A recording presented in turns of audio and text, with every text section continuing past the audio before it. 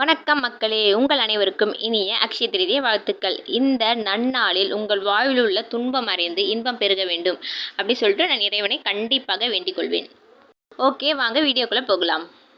இப்போ பொதுவாக பார்த்தீங்கன்னா, அக்ஷய திருதிய நாளில் தங்கம் வாங்கணும், வெள்ளி வாங்கணும்னு சொல்லிட்டு தான் எல்லாரும் யோசிப்போம். சில பேர்கிட்ட அது வாங்குறதுக்கு காசு இருக்கும், சில பேர்கிட்ட இருக்காது.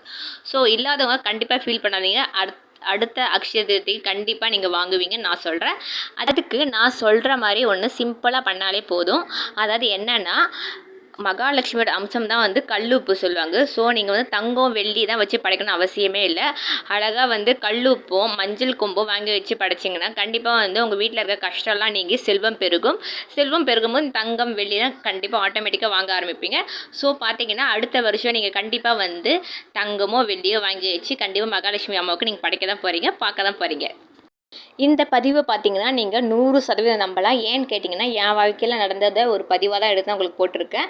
ஒருத்தவங்க சொன்னாங்க, எனக்கு கல்லுப்பு வாங்கி வச்சு படைன்ற மாதிரி சொல்லியிருந்தாங்க. ஸோ நான் அதே மாதிரி பண்ணேன். பார்த்தா அடுத்த வருஷம் ஒரு வெள்ளிக்காயின் வாங்கி வச்சு படைத்தேன். அதுக்கப்புறம் பார்த்தீங்கன்னா தங்கம் மோதிரம் அது மாதிரி வச்சு படைத்தேன்.